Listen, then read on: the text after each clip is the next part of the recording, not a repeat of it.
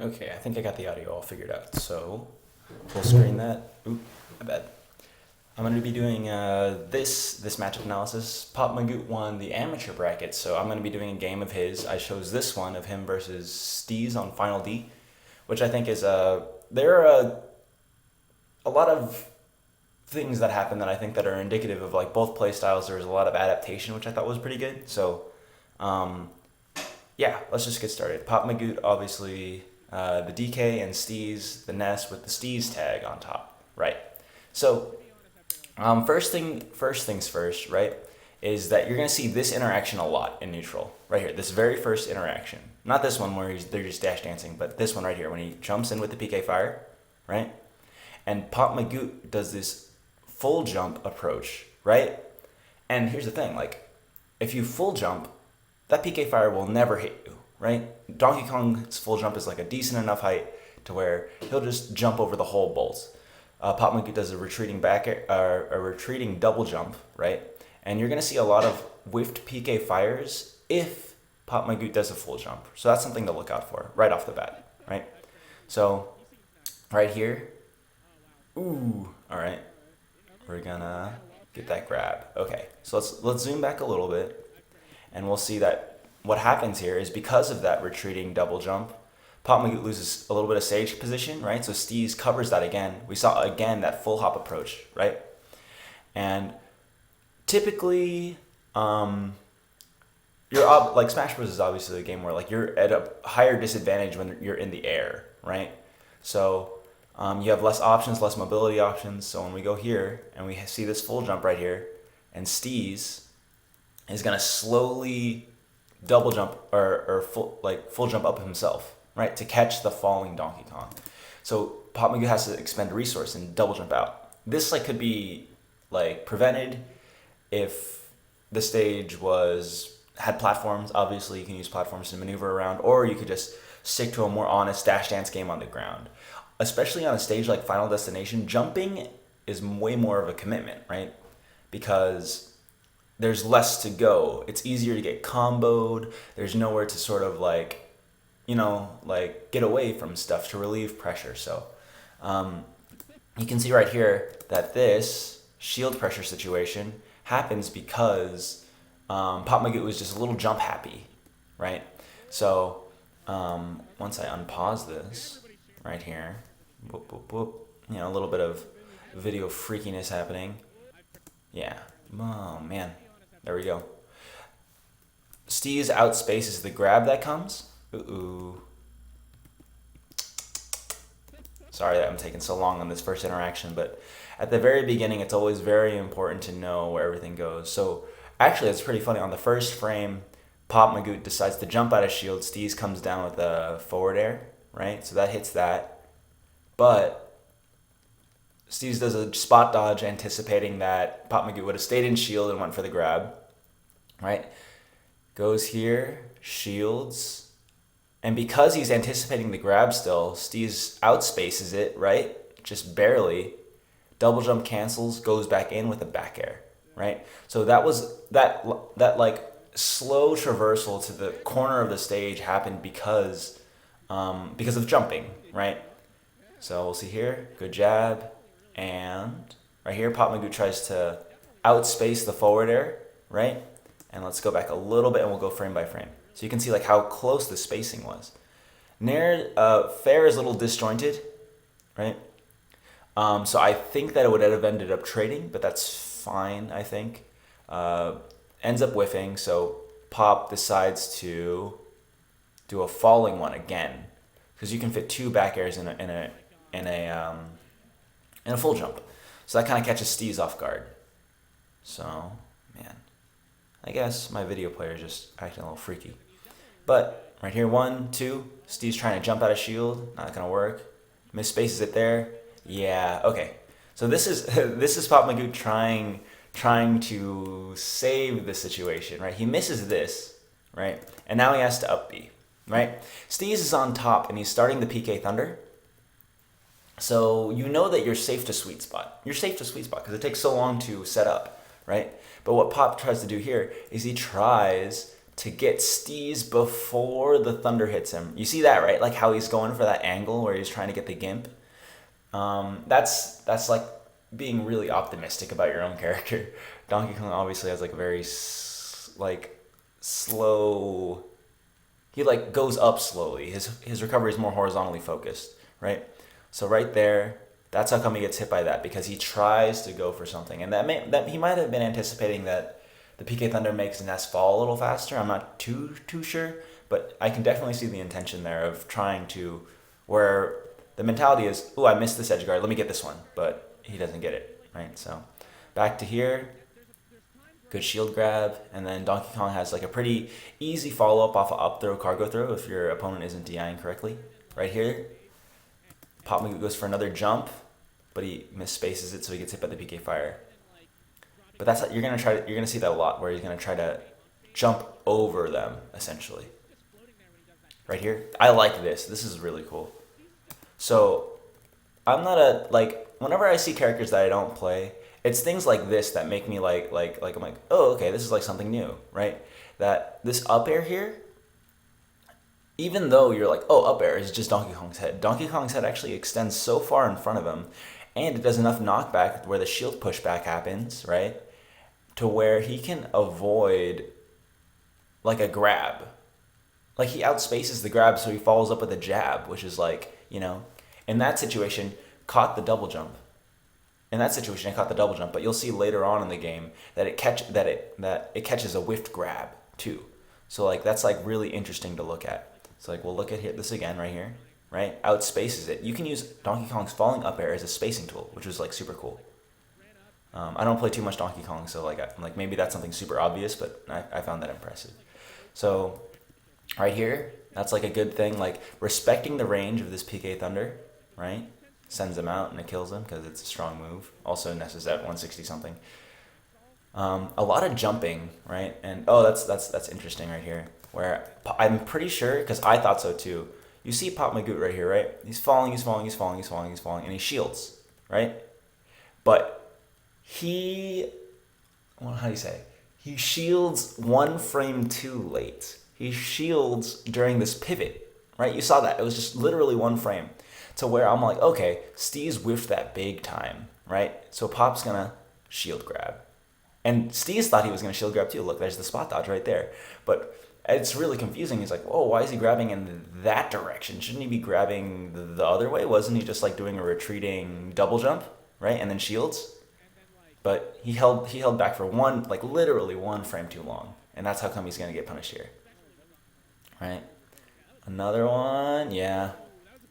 I think he tries to go for the interception again. A little nervous about the PK flash. Oh, gives Ness a haircut. Yeah, it trades, but one frame too late, so the PK flash comes out anyways. And we're gonna move in here.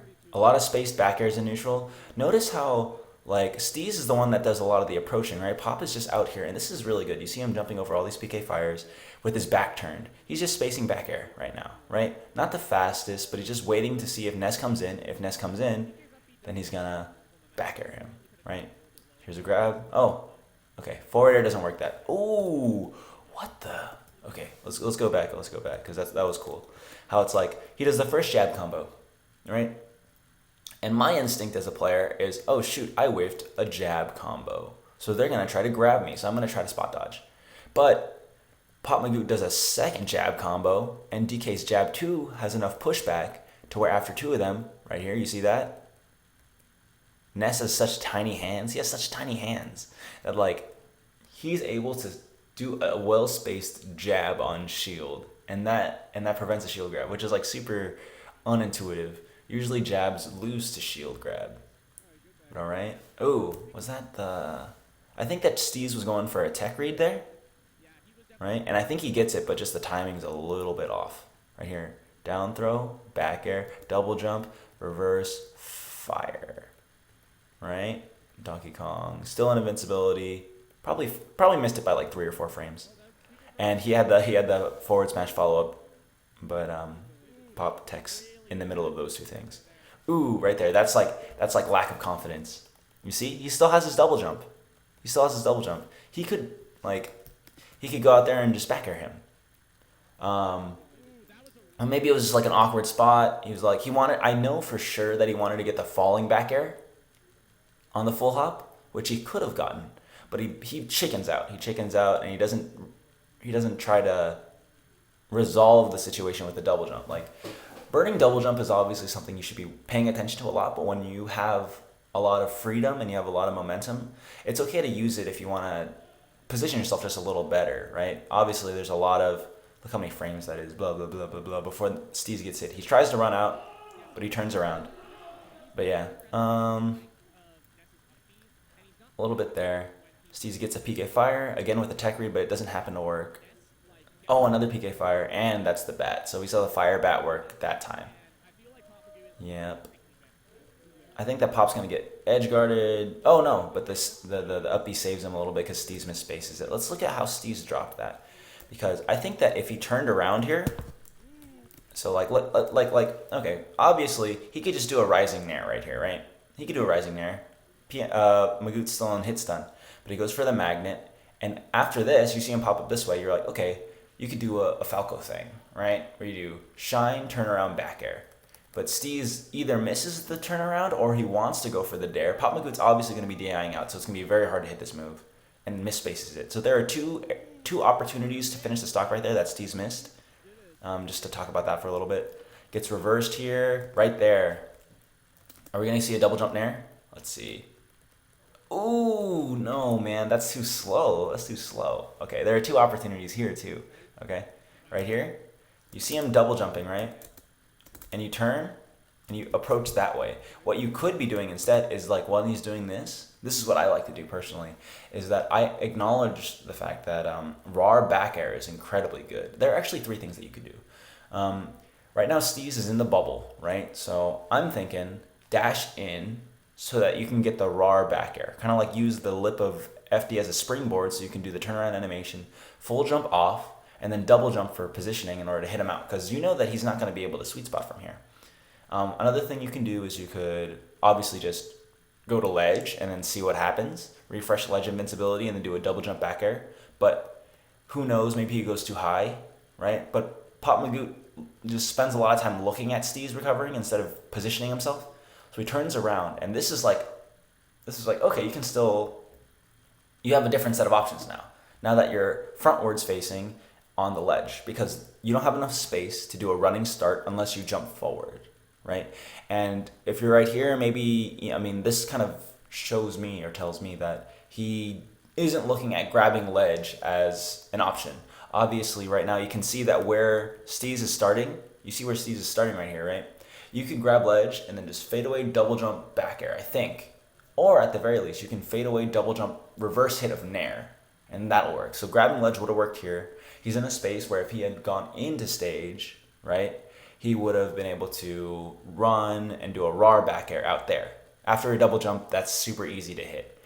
But he goes for this instead. It's good that he goes for the short hop. And right here, what you can do is you could double jump nair, right? And that'll work. But Pop does a double jump forward air, a little too slow. Steez falls underneath him. And out of all the options that he could have picked, he picked the one thing that prevented him from taking the stock. But let's see what he does this time. Right here. There we go. The thunder saves him, but good space back airs. That's what you want to do when they're at a high percent, because you don't need the combo right now. You just need them to get off stage so you can edge guard them. Right here. Again, full jumping over the PK fire, which is good. Spaces it all right, but gets hit. Is that going to be it? Oh, that's it. Okay, so Steez should be able to clean it up, yeah. See right here, lack of platforms. That's what's meant doing this. On FD, like on other stages like Battlefield and Dreamland, it's okay between stocks to retreat to the corner, because you have a platform. The corner is really bad on FD, like compared to other stages. So you see Pop's trying to jump over him, take center stage. No platforms to help, so easy pickings. Just nair him. He's gone. And now we're at an even game again, right? We're going to see more of this, right? Oh, nice. The jab 2 sends up.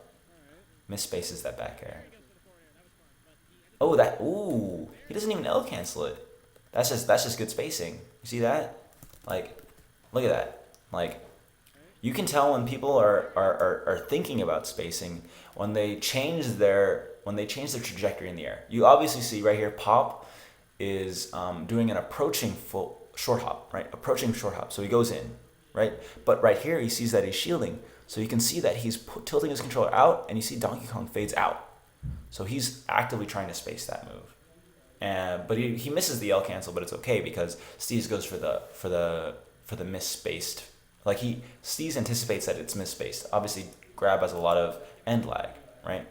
So that's good spacing right there. See, that's something good about Donkey Kong is that back air has such low end lag that you could just toss two out, right? Right here. Even though he misses the first one, right? He can do a second one. Hits him over here. And then should be a grab. Oh, he's just gonna do for back air. That's fine. So the Ness fair versus Donkey Kong back air spacing war is something that we're seeing a lot of in this match, and I think it is kind of matchup defining.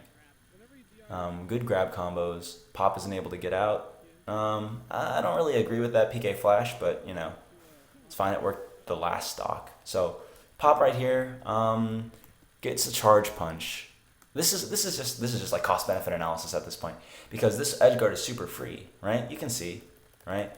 Well, not necessarily. Ness could do a fair right there when he double jumps up. So Pop is like, you know what? This is kind of a intricate edge guarding situation. Ness recovering low with a double jump in hand. So I'm just gonna give him that, and I'm gonna take this charge punch. Doesn't pay off because he's gonna live here. But let's see. I don't think he ends up using it. Yeah, he dies. So he goes for it, but nothing much really comes from it. Right here, more spacing. And this is something that's very interesting. Right here. You see that it's a power shield, right? So it's power shield. So it looks super negative. I'm not sure the frame data on the back air at that spacing, but I do know that if you power shield something, you experience basically no hit lag, I think, or shield stun or some word, right? So Steez gets this grab super fast. Being able to power shield non-projectile moves is actually very important if you want to like break up shield pressure strings. Pivot forward smash isn't going to do anything. Rando dash attack, I think that he was trying to punish the end lag of the forward smash, but you know, you shouldn't really be doing that if it's your last stock. Here we go, that should be it, right? So just a couple miscalculations there. It was a really good punish on Steez. It was essentially a 0 to death, so check this out. Right here, off of this power shield. Off of the power shield, he gets this. Pop is able to smash the AI out at the back, right? But Steez grabs him before the jab comes out. Another one. Pop looks like he's trying to jump here, and then Steez catches him with the PK fire. Boop, boop, boop, boop. Let's look at that again, right here. Right? So he's able to reposition himself here. Gets another one. Fair. Down air, right? Catches the tech option. Tries to call that tech away. Misses, right? Shields this. Important, right? Obviously reactionary shield, but here we go. Another down air. Is going to be another down throw forward air. Man, come on. I'm at the end of the video. Don't freeze on me now. Okay, here we go. Forward air, down air, miss tech, but we shield. Down throw, forward air. Oh, nair, right? PK fire catches another one. How good is this combo? There, and that's going to end it for the game. So, it was actually very good. They were like very good footsies by both players, and it was just 1-0 to death, especially on Final Destination, which is why Steez probably picked it. There were so many times where I think a platform would have helped. A platform would have helped a lot for Pop, but Steez being able to just use that and carry him from left to right, back to left again, that was like a sick combo, and what a way to end the game. But there's my 1-2 on that match. Both players did pretty well. It's very important to understand the recovery options of your opponent if you want to edge guard them, and it's also important to know how to position yourself in times where nothing is going on, right? You should, theoretically, doing something is always better than not doing something in PM, right? Because walking has the same options as standing still. So at the very least, walk around the stage in order to micro-position yourself if you don't want to commit yourself to a run, right? So there are a couple instances where I felt like just like the stage positioning was like a little suboptimal, and like they kind of just didn't put themselves in a spot to make the next edge guard easier, right? Just like suboptimal option selects in edge guarding situations, but for the most part, pretty solid play, and that's gonna be a wrap for this one. So hopefully these two players take a look at that. All right, thanks.